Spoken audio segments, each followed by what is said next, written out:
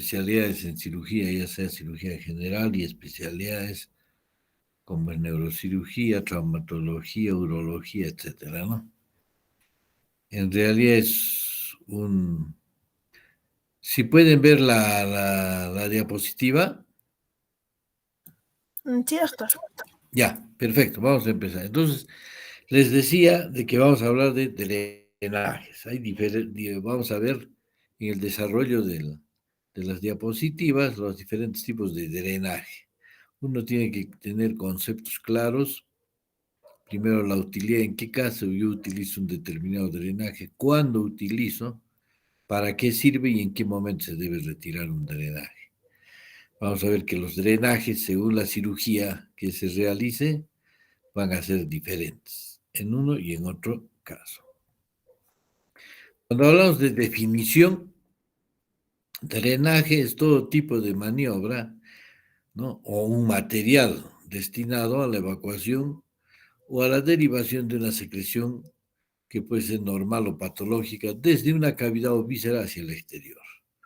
Entonces, en términos generales, definimos como drenaje pues, a la capacidad que vamos a tener de utilizar un determinado elemento, en este caso el DREN, para que no se quede acumulado en un determinado órgano o en una cavidad después de hacer una cirugía.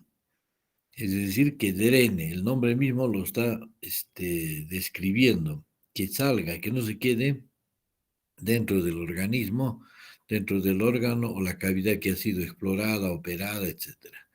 Entonces, esa es la finalidad. Y como ven ustedes en la diapositiva, hay diferentes tipos de drenajes que vamos a ir describiéndolo. Entonces, el drenaje siempre se debe utilizar.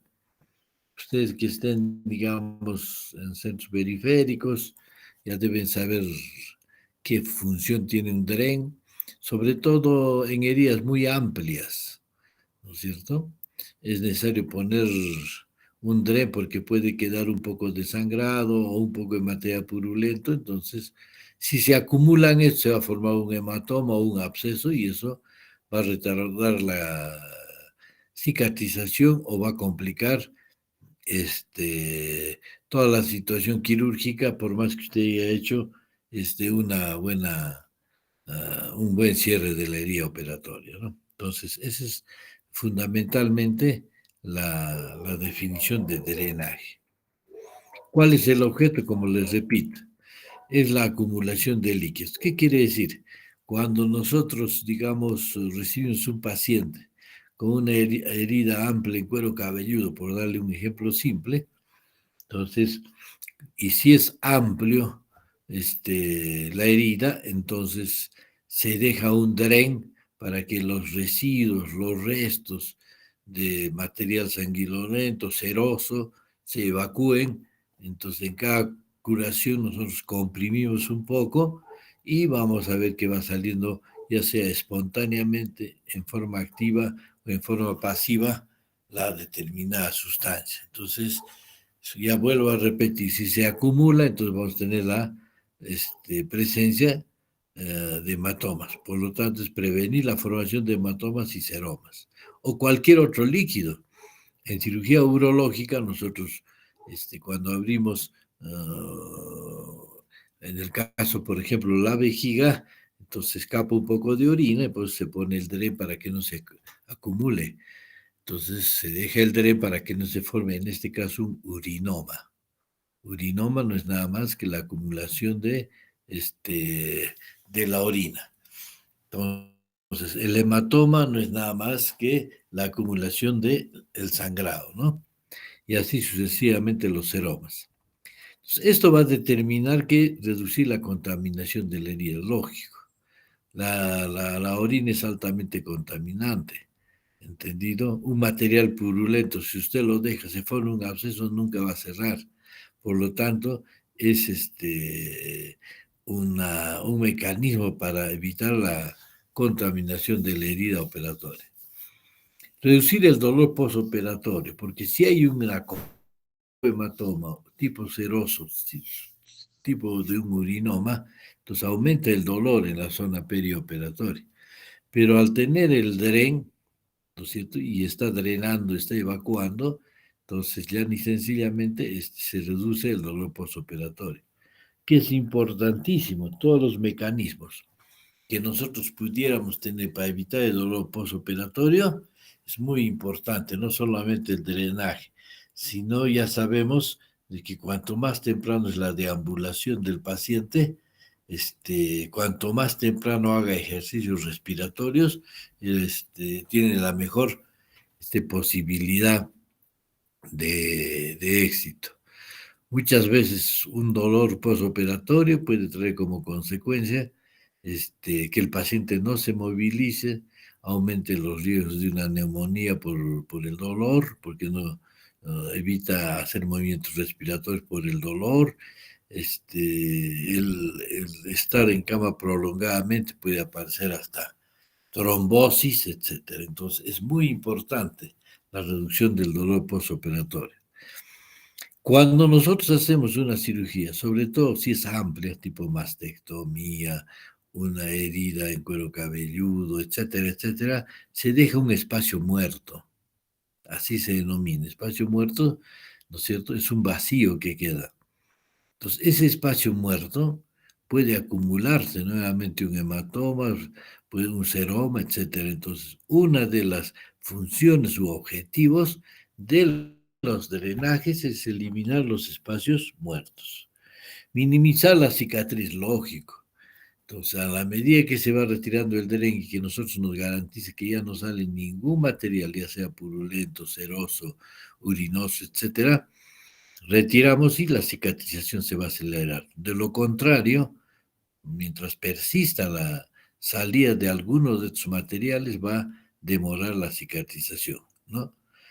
Y evitar, pues, la posibilidad de que haya algunas fugas durante el acto quirúrgico, sean evacuadas a través del dren. Como ven ustedes, tienen muchos objetivos los drenajes.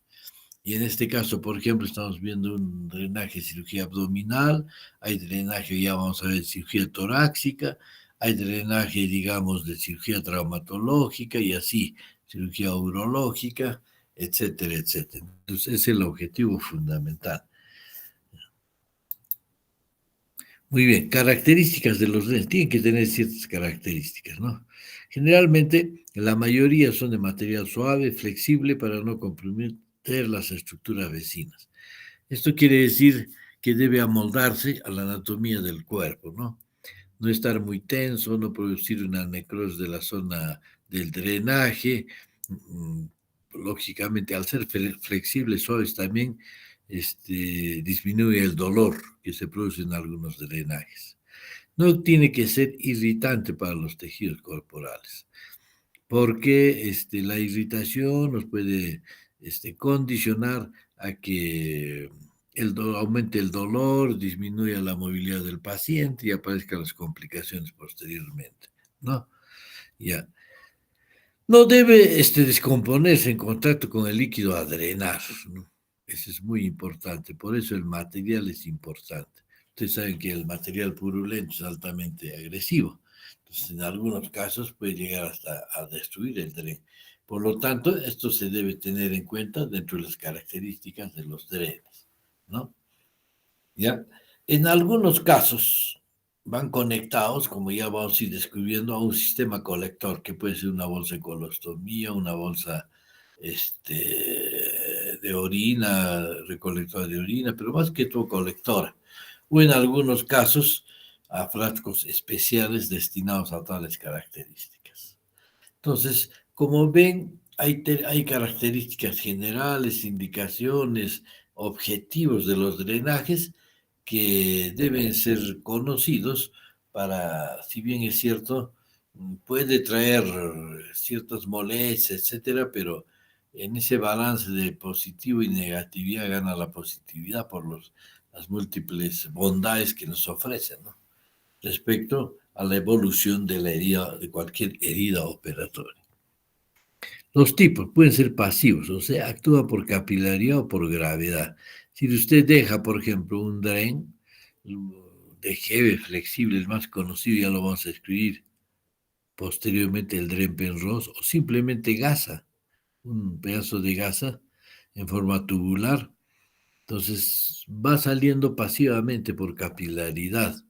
Cada vez que usted cure al día siguiente, presiona la zona peridrenaje alrededor del dren y van a ver que va saliendo hasta que finalmente, cuando pasan 3, 4 días, al ver que no sale ningún material purulento, ni hemático, ni urinoso, se puede producir a retirar el dren. Entonces, ¿qué ha pasado? Que acá es pasivo. Lo contrario es el activo. ¿Qué quiere decir?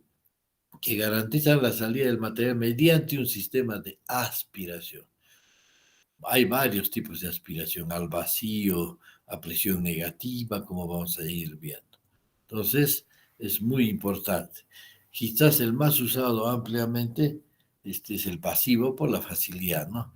Pero dependiendo del tipo de cirugía, hay necesidades, hay actos quirúrgicos que es necesario poner una presión negativa, una aspiración permanente, como son, digamos, a veces los quistes hidatíricos, cavidades grandes que se acumulan líquido, entonces tendremos que hacer bajo un sistema de succión continua, o en tu cirugía de tórax también se utiliza mucho, etcétera. Entonces son los dos tipos de drenajes, pasivos y activos. Bueno, la clasificación de los drenes en general, profilácticos, eso es quizás lo que más se utiliza, es decir, siempre se deja un dren a pesar que la cirugía fuera de alguna manera programada, supuestamente no contaminada. Entonces siempre se deja por seguridad. Vuelvo a repetir, para no dejar tejido hemático, seroso, qué sé yo, de algún otro tipo más, por profilaxis, por seguridad se deja. Por eso también llevan el nombre de esos drenajes, no profilácticos, sino de seguridad. ¿No? Y el otro es terapéutico, o sea, sí o sí usted tiene que ponerlo. ¿Por qué? Y es como tratamiento. Por ejemplo, el ejemplo típico, si uno paciente ha tenido un problema apendicular, no ha sido bien diagnosticado, ha pasado una peritonitis. Esa peritonitis que determina que haya cualquier cantidad de material purulento en la cavidad abdominal, entre las asas intestinales, delgado, grueso, etc. Entonces, al hacer un lavado permanente, se deja varios drenes. ¿Para qué? Para que no quede acumulado. Si se queda acumulado, vamos a ir a la figura de un absceso residual. O sea, se forma nuevamente un absceso residual y empieza el paciente a tener problemas aún después de un mes, 15, 20 días de haber dado de alta. Entonces, eso es importante por la finalidad. Por el mecanismo, ya lo hemos dicho anteriormente, pasivo es el que más se utiliza. Digamos, cuando uno opera un problema de hernia por ahí, o un problema de cirugía convencional, más que convencional, cirugía electiva, ¿cierto? Entonces, por seguridad se deja un drenaje, en este caso vamos a descubrir por capilaridad pasivos, que vaya saliendo lo poco que quede de algún tipo de material. Y el otro es activo, en el cual utilizamos generalmente una bomba de aspiración permanente o presión negativa, vamos a ver de acuerdo al tipo de cirugía. Como les repito, a veces muy utilizado en cirugía abdominal. Cuando hay grandes quistes hidatíricos, queda pues una superficie enorme, un hueco enorme en el sitio del quiste. Por decirles un ejemplo, entonces ahí se deja y se va aspirando a presión negativa, es activo. En el caso de pulmón también se utiliza mucho. Por el número, eso depende del tipo de cirugía, ¿no? A veces se deja un solo dren, a veces se deja hasta 4 drenes, 3, 4 drenes. Por ejemplo, si el paciente ha tenido, como vuelvo a repetir, una peritonitis, se hace un lavado de todo el supuesto material purulento y se deja, puede ser 2 drenes a ambos lados de la cavidad abdominal para que vayan drenando y no se quede acumulado y posteriormente formar un absceso residual o una colección. Si es de orina se llama urinoma, si es de sangre se llama hematoma, etcétera, ¿no? O cualquier, y si es material purulento, un absceso. Ese absceso se llama absceso residual. Por el material empleado puede ser simple o mixto. Simple es lo que más se va a utilizar, ejemplo típico, el Dren Penrose. Y el mixto es un poco en el cual entra a tallar varios componentes en el drenaje, como es, por ejemplo, los tubos de aspiración. Esto es muy importante por el punto de salida. Eso tengo que saber qué es, pues se puede salir a través de la herida operatoria, dejo un drencito, o por contraabertura. Esa palabra es muy importante, la van a utilizar. ¿Qué quiere decir? Que paralelamente a la herida operatoria se hace otra incisión y sale no por la herida, sino paralelo a la herida, por eso se llama contraabertura. Entonces, eso dependerá del tipo de cirugía, ¿entendido? Del tipo de procedimiento, etcétera, ¿no? Hay drenes que van a salir por la misma herida operatoria y hay otros que va a ser necesario por contraabertura. Generalmente el contraabertura se utiliza mucho cuando hay material purulento, entonces para que no salga a través de la herida que lo contamine, se saca por contraabertura. Pero si la cirugía es limpia, es selectiva, a veces es necesario sacarlo por la misma herida operatoria porque no va a haber el riesgo de que infecte, ¿no? Muy bien. La otra clasificación de los drenajes por la zona drenada, ¿ya? Drenando de cavidades naturales, ¿no? Si yo puedo drenar a partir de la cavidad abdominal, de la cavidad vesicular, qué sé yo, de la cavidad intestinal, etcétera, hacia el exterior. ¿Entendido? Y la otra es drenado de recesos producidos por la intervención quirúrgica. ¿Qué quiere decir? Por ejemplo, ya les he repetido, en una peritonitis, nosotros dejamos el dren entre las asas intestinales o en el fondo del saco de Douglas, etcétera, etcétera. No hay zonas de drenaje. Entonces, ¿eso para qué? Para que vaya con el tiempo drenando y no se acumule y forma un hematoma, un seroma, un urinoma, lo que sea. Entonces, eso depende de la cirugía, también de la extensión del tipo de la cirugía. Vamos a empezar de lo más simple. Acá están viendo ustedes, hay un proceso este, muy común, ¿cierto? Las infecciones que pueden ocurrirse, digamos, los famosos uñeros que se contaminan, pues, ¿no?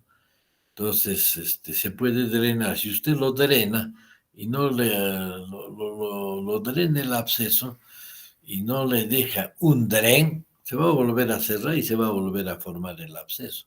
Por lo tanto, un ejemplo típico es un drenaje de gasa, ¿no? La gasa como consiste en una tira de gasa y que se enrolla, pues, ¿no? A la madera de un cigarrillo. Entonces uno de los extremos se coloca en el mismo zona del absceso y la otra para que a partir de ese, de ese absceso comience a drenar pasivamente. Es un ejemplo de dren pasivo o de capilaridad, ¿no?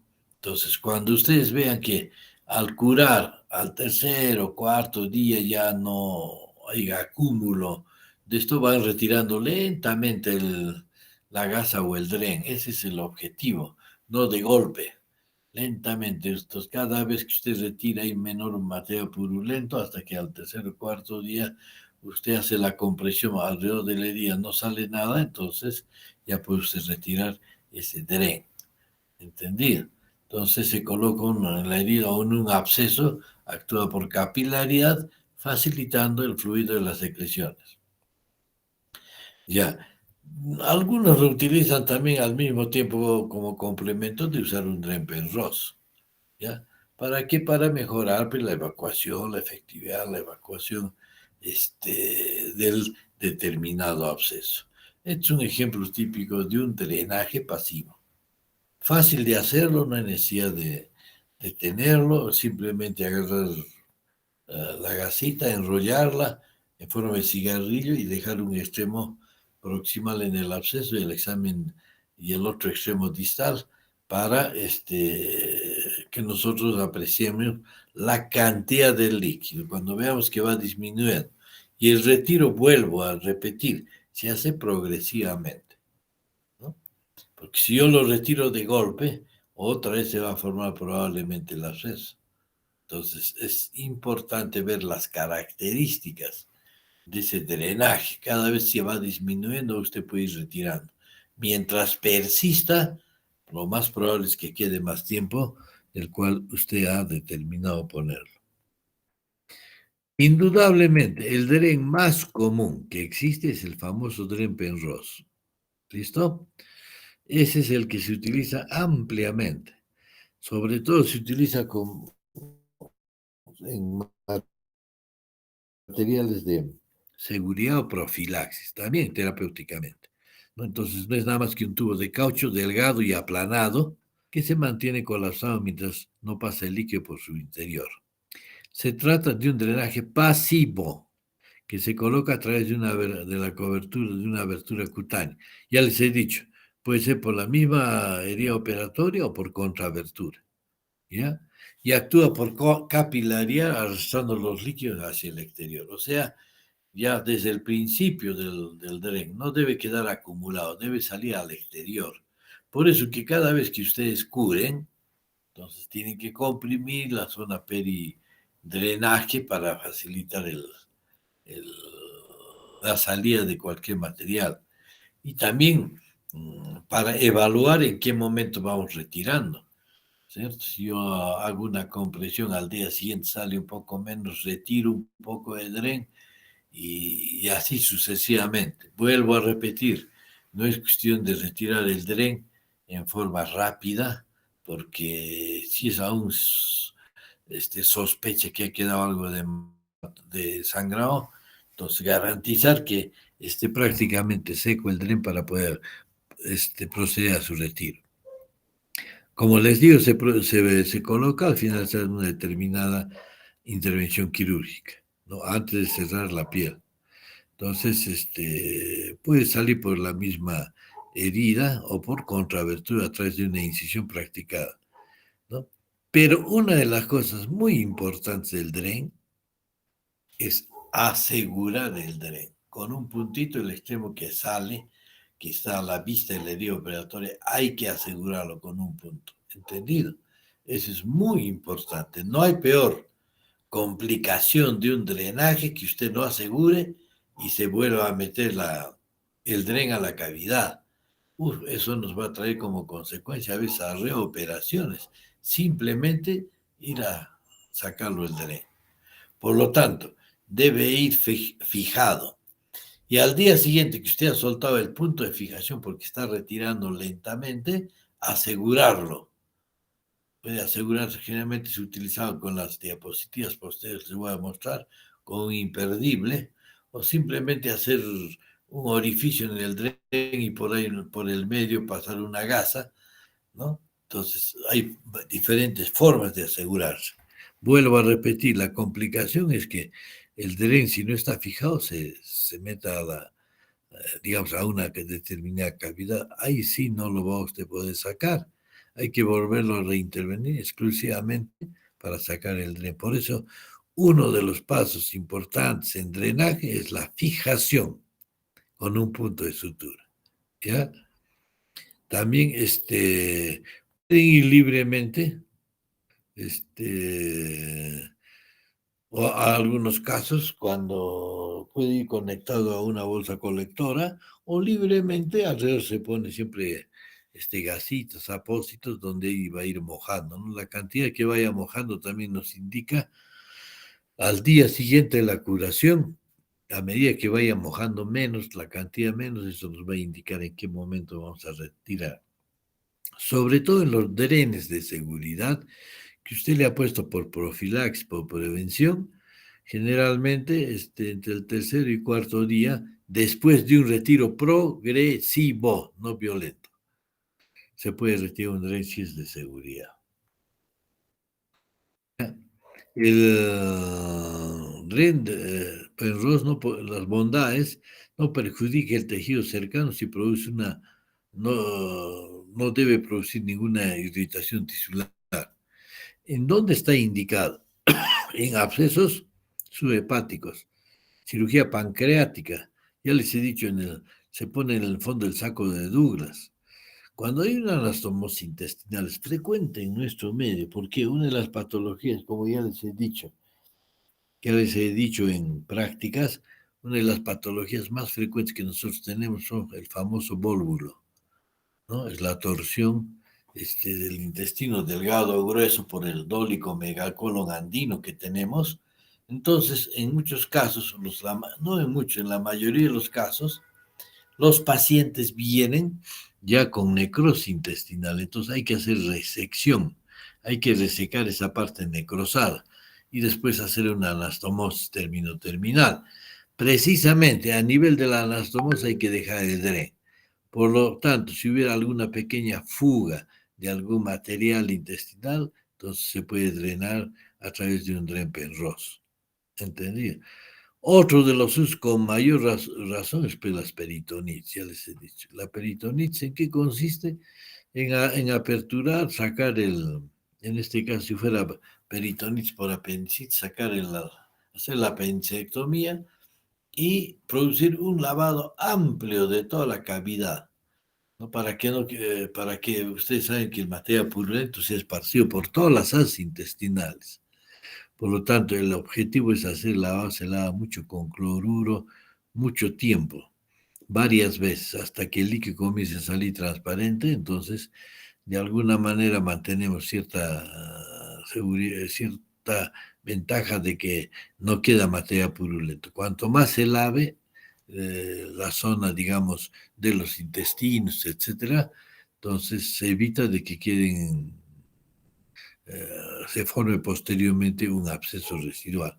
Y aquí es importante dejar 2, 3, 4 drenes, de acuerdo a la cantidad de material purulento que se ha evacuado en la cavidad abdominal. Cirugías radicales también, importante. Por ejemplo, una cirugía radical es una mastectomía radical, ¿no? Les doy un ejemplo. Entonces ahí queda cualquier cantidad de espacio muerto, puede quedar un poco de sangrado capilar, entonces se pone el DREN para que salga y no se forme un hematoma, etcétera, con mayor razón, ¿no? Si es material purulento. Entonces, para evitar la producción de abscesos de pared, ¿cierto? Dependiendo del plano, ¿no? Muscular o submusculares. Y acá viene la parte más importante. Su retirada se debe hacerse a partir del cuarto o quinto día en forma progresiva, unos 3 centímetros diarios. Bueno, es una forma de decir, ¿no? O sea, la idea y el objetivo es decir que el DREN-PENROS no lo puede usted retirar al día siguiente, porque va a mojar. Mientras moje, el DREN-PENROS está actuando, está activo. Cuando vea usted que al retirar progresivamente cada vez tiene menos material, es el momento en que usted debe dedicar, retirarlo. Pasado eso también ya se forma un material nocivo, incluso puede quedar una fístula en el sitio del DREN. Por eso que se debe retirar progresivamente, de acuerdo a la cantidad de líquido que se va formando, ¿no? Es bueno saber de que el DREN se debe retirar, como les repito, para evitar las fístulas. ¿Ya? Y al retirar los drenes, siempre el primer punto de sutura se retira y se pone progresivamente un imperdible de seguridad, como vamos a ver en la imagen siguiente. Hay un tipo de DREN, ¿no? Eh, ya comercialmente viene como el Silatic, pero puede ser de una gasita, ¿no? Ahí está, por ejemplo, un ejemplo del DREN Penrose. Mire, para que el DREN no se meta a la cavidad, mire, está fijado con un imperdible como ven en la imagen. Entonces, y como en la vista inferior se va retirando lentamente el DREN, comprimiendo siempre la zona alrededor de la herida, ¿no? Hay que apretar para que salgan los restos. De por sí el DREN actúa, pero hay que ayudarlo comprimiendo, ¿no? Entonces, en este caso es un trozo de plástico flexible de forma ondulada, es el DREN Penrose, actúa por capilaridad, ya hemos dicho, como el anterior, y también se asegura a la piel mediante un punto de sutura, ¿ya? Y posteriormente, como usted va retirando, se pone un imperdible seguridad para impedir que el dren se penetre en el interior. Entonces, ya les he dicho que la penetración del dren, indudablemente, es una de las complicaciones que nos puede conllevar a la reintervención simplemente por no fijar un dren. Simplemente por no fijar. Eso trae como consecuencia siempre el malestar del paciente. A ver, usted dígale que hay que volverlo a entrar para sacar el dren. Pues esto ya es parte de lo que nosotros llamamos negligencia médica. Pero tenemos ahora, vamos a pasar, los anteriores son los drenes pasivos por capilaridad. Ahora entramos al otro, los activos. Y dentro de estos, el más conocido son los drenajes de Redón, que sí, como ven ustedes en la diapositiva, va conectado a unos tubos, ¿no? Se trata de un sistema, dice, de drenaje activo, aparición a caída libre, constituido por un tubo flexible con un extremo del cual hay múltiples perforaciones y que se coloca en la zona a drenar. ¿Qué quiere decir? Que en la zona del tubo donde va a salir el dren se hace una serie de perforaciones para que salga por diferentes orificios el material a drenar. Y el otro extremo está pues adaptado herméticamente a un tubo alargado conectado a un recipiente de recolección donde previamente se practica el vacío. Ya, el redón es con vacío. ¿Entendido? Es drenaje al vacío. Entonces, al producirse al vacío, comienza a succionar. Estos drenajes de activos, ya les he dicho, se utilizan mucho cuando quedan grandes cavidades. Por ejemplo, en nuestro medio, una patología común son los quistes hidatídicos, digamos, en pulmón, quiste hidatídico en hígado. Entonces, queda el sitio del quiste, queda una amplia superficie. Entonces, ahí se pone el dren y se coloca para un sistema de presión negativa y entonces este actúa y va succionando, ¿no? Entonces, al mismo tiempo que va succionando, también va colapsando, va achicando la cavidad. Es otro de los objetivos, ¿ya? Este mecanismo, dice, permite un drenaje constante. Todo el rato está drenando, que puede regularse según sean las necesidades de cada caso. Se puede regular. Hoy en día ya hay, modernamente, mucho más sofisticados, ¿no? ¿Ya? Cuando esté esto lleno, por supuesto que se va a vaciar, ¿no? Debiendo ser manejado por el personal de enfermería que sepa de los conceptos de bioseguridad, tanto para ella como para el paciente. ¿Cierto? Debe ser completamente, debe garantizar una esterilidad del sistema. De lo contrario, si vamos a ir al camino inverso, vamos a empezar a meter la infección de los tubos hacia el organismo y eso no puede ser. Entonces, por eso todo son dos cosas, sistemas herméticos, ¿cierto?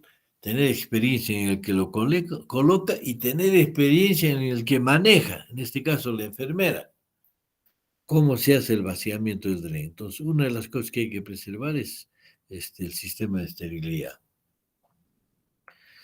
Entonces, esos drenajes de redón están indicados en cirugía radical.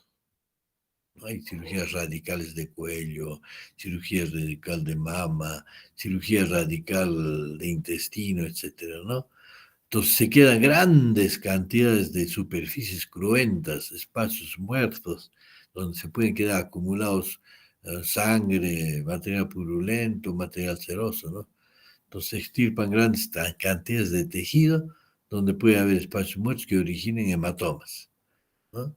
O hay exudado en general. En toda cirugía que pueda sangrar de forma importante, como en traumatología, en cirugía vascular, sobre todo. ¿Qué quiere decir? Que cuando hay un sangrado capilar, nosotros no podemos, un sangrado, digamos, en el cual identificamos una arteria, una vena, entonces se puede hacer una hemostasia, se pinza la arteria, se liga, pero por capilaridad, ya ese es un poco difícil de hacer la hemostasia, porque son múltiples capilares que empiezan a sangrar. Entonces, en este caso, los drenajes son muy importantes, los drenajes de redón, que digo que son activos al vacío, ¿no? Acá tenemos un dren muy utilizado en cirugía abdominal, sobre todo en cirugía de vesícula biliar, ¿no? Es el famoso drenaje en T o la mayoría le conoce como dren Kerr. Es un tubo blando que tiene la forma de una T, como están viendo ustedes en la figura, utilizado en cirugía biliar. Los dos extremos cortos se insertan en el colédoco por un lado y en el conducto hepático. Y la vía más larga se saca por contraabertura a través de la pared abdominal. Entonces, ¿qué estamos haciendo con esto? Mira, qué ingenioso Kerr fue el que lo inventó. Aparte de permeabilizar la salida de la bilis, que no se obstruya, también va a salir, va a garantizar que no quede restos a través de la rama larga de la T que va a salir por contraabertura, no es por la misma herida. Contraabertura, vuelvo a repetir, es hacer una incisión paralela a la herida operatoria y por ahí sale. Lógicamente que debe ser bien fijado el KER, tanto internamente como externamente, ¿no? Asegure el paso de la bilis al colédoco y así evita que se produzca un incremento de la presión en las vías biliares si se produce alguna complicación postoperatoria. Nadie está libre, ¿no es cierto?, de tener una complicación, un daño a veces del colédoco, de la vía biliar principal, etcétera. Entonces, en esos casos es muy importante para los cirujanos utilizar drenaje KER, ¿ya? Entonces, como decía, una parte de la secreción se atraviesa el tubo en dirección al duodeno, mientras el resto sale al exterior, es como yo le estaba explicando. Este drenaje actúa por gravedad. Se conecta a un sistema recolector cerrado, generalmente son bolsas de colostomía, y estéril, colocado por debajo del nivel del enfermo donde se recoge el líquido drenado. Se va midiendo, se viene. La función de la enfermera es muy importante, informar cada día al cirujano qué tipo de material está saliendo, cuál es el volumen del material. Eso nos va a orientar en qué momento vamos a retirar el KER. ¿Entendió? Arriba lo ven en el pleno acto quirúrgico un poco más dimensionado y abajo es la forma casi natural del drenaje en T o el KER, ¿no? Se retira al 10º día de manera intermitente y luego de forma continua hasta comprobar la normalidad del colédoco mediante la colangiografía, es cuando se retira el tubo en forma definitiva. ¿Qué quiere decir esto? Que yo tengo que garantizar que esté permeable, que no haya quedado ningún cálculo, que esté herméticamente cerrado las suturas, que no haya ningún escape. Entonces se hace una colangiografía, ¿sí? A través del KER se introduce una sustancia generalmente iodada, ¿no es cierto? Y eso lo llevamos a rayos X y le tomas una colangiografía. Las colangiografías pueden ser intraoperatorias o después también de control, como en este caso del tubo de KER, para ver en qué momento nosotros sacamos. La aparición de fiebre, escalofríos, dolor abdominal puede sugerir la existencia de peritonitis. ¿Por qué? Porque en algún momento de repente la bilis está escapando, está fugando y produce una peritonitis. Ustedes saben que la peritonitis más común son las infecciones. Por ejemplo, posterior una apendicitis que sea perforada. Pero hay peritonitis químicas. Una de esas peritonitis químicas es, por ejemplo, por la salida de bilis. Otra peritonitis química es la salida de orina en una ruptura de vejiga. Entonces, esas peritonitis químicas a veces son mucho más agresivas que las peritonitis purulentas. Entonces, ustedes ven la bondad que tiene y el arma que tiene muy importante el cirujano de vía biliar, que es el tubo de T o el KER, que generalmente es conocido. Bueno, acá tenemos otro, el Hemovac. Es un sistema de aspiración cerrado, igual, que funciona con una presión negativa. Ya no estamos diciendo acá al vacío. Se hace una presión negativa y elimina suavemente el líquido y los desechos de una herida por medio de una sonda perforada conectada a una cámara reservorio de succión. ¿Se dan cuenta? Entonces, en este caso hay una presión negativa, con diferencia al otro que es al vacío. Entonces, pero casi la finalidad es la misma, o sea, la aspiración continua, son activos, no es por positivo, no son pasivos. Ya les he dicho, en cirugías grandes, en, los, en cirugías en las cuales quedan grandes tejidos expuestos a la cirugía o espacios muertos o cavidades después de hacer una quistectomía, por ejemplo, de, de, de un quiste diatídico, acá son importantes esos tipos de drenaje activo, en este caso el hemovac. Ya cuando se utiliza, cuando se necesita promover la cicatrización de la herida, eliminando los líquidos, para que no se forme, pues ya hemos visto, los seromas, hematomas, que pueden retrasar la granulación tisular y permitir la adhesión de las capas del tejido, suprimiendo el espacio muerto. En otras palabras, si ha quedado un espacio, una cavidad, el hecho de hacer presión negativa hace de que, aparte de aspirar, colapse, vaya colapsando, achique el espacio muerto, cierre la cavidad, disminuya. Entonces tiene varios objetivos cuando se hace en esta circunstancia, ¿no? Entonces, estos son los tipos utilizados frecuentemente en cirugía abdominal. ¿Ya? ¿Cuáles son los cuidados? Colocación de vendaje compresivo cuando sea necesario, evacuar periódicamente el sistema para detectar desconexiones accidentales o pérdidas del vacío en el reservorio. Evacuar el reservorio en recipiente calibrado, verificar la cantidad calibrado. O sea, estos frascos vienen con una medida para ver la cantidad aspirada y esto hay diferentes escalas de medición, ¿no? Evalúa las características del drenado, si es muy purulento, si pasó a ser sanguinolento, cero sanguinolento o seroso, ¿no? Eso la enfermera lo registra automáticamente cuál es el volumen, qué características y cuáles en qué frecuencia han vaciado. Esto es una información vital para que el cirujano determine en qué momento se va a producir el retiro de este tipo de drenajes.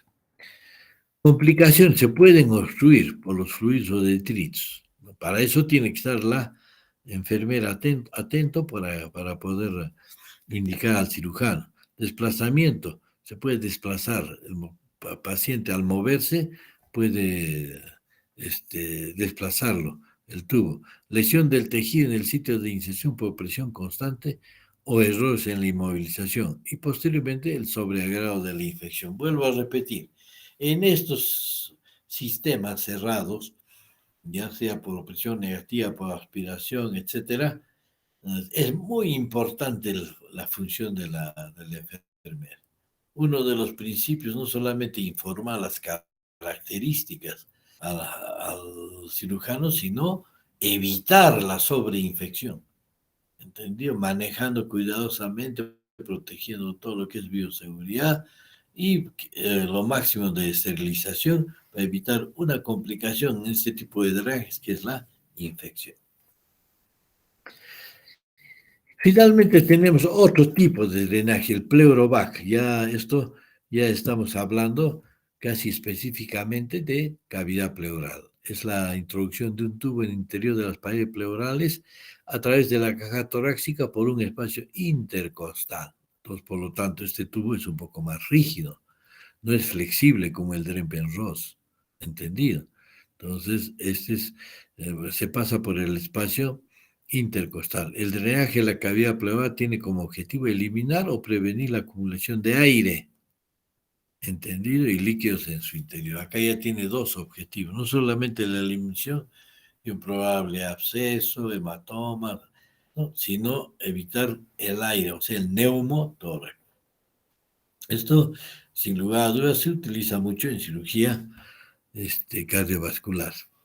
Complicaciones, sobre todo el momento de poner, hay que tener mucho cuidado. Como el tubo es rígido, pues puede producir perforación del diafragma, hemorragias, ¿entendido? Edema pulmón unilateral por evacuación excesiva rápida de un derrame importante o de motoras a tensión. Empiema, o sea, material purulento, ¿ya?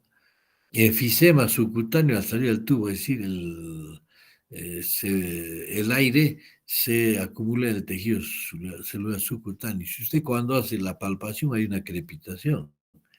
Eso es muy importante. Infecciones respiratorias sobreagregadas, pero secundarias a la colocación del DREN, por el acúmulo de las retenciones de secreciones. Alteración de la función respiratoria por obstrucción del drenaje. Ya está por demás decir que es muy importante. Inclusive tiene repercusión a nivel intestinal, una pared intestinal, un estreñimiento, ¿no?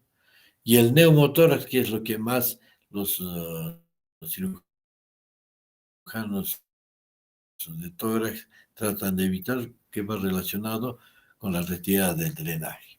En realidad, este tipo de drenaje es casi exclusivamente utilizado por el especialista de cirugía de tórax y cardiovascular, ¿no? En cambio, los drenes anteriores, sobre todo el dren Penrose, esos que sale por gravedad pasivos, eso ustedes lo tienen que utilizar en todo tipo de cirugía que ha sido amplia, ¿no? Si ha tenido usted una herida que ha sido en el antebrazo amplio, siempre deje un dren, si no se va a acumular el material purulento, o si no por capilaridad se va a formar un hematoma, entonces muy importante el uso del drenaje, eso es importante. Entonces, con esto, muchachos, básicamente hemos dado a conocer, sobre todo, hemos seleccionado lo que más van a utilizar. Ponga énfasis, sobre todo, en los drenes de capilaridad. El utilizar el dren Penrose, el utilizar, digamos, el dren a través de una gasita en abscesos. Entonces, el objetivo es básicamente que no quede retenido ninguna sustancia. El retiro debe ser progresivo, pero quizás una de las cosas que más enseña uno mientras no haya pasado, ¿no? Porque a veces los defectos se enseñan más que el conocimiento, es el no fijar el dren. No hay peor cosa desagradable que decirle al paciente que hay que volver a ingresar, simplemente no para reoperar, sino para sacarle el dren. Entonces, muchachos, eso tienen que tener mucho cuidado. Muy bien. La próxima semana voy a hablar con el delegado para hacer casi el último tema que creo que es traqueostomías. Y con eso estaríamos finalizando lo que me corresponde a mí. Ya después haré llegar las preguntas necesarias al doctor Cuno para que ya esté tomando la fecha de evaluación. Muy bien, muchachos, con esto hemos terminado la teoría del día de hoy. Entonces, ya nos veremos con los que tenemos prácticas a partir del día lunes. Muy bien, buenas noches y hasta luego. Muchas gracias, doctor. Hasta luego, Hasta doctor. luego. Hasta luego.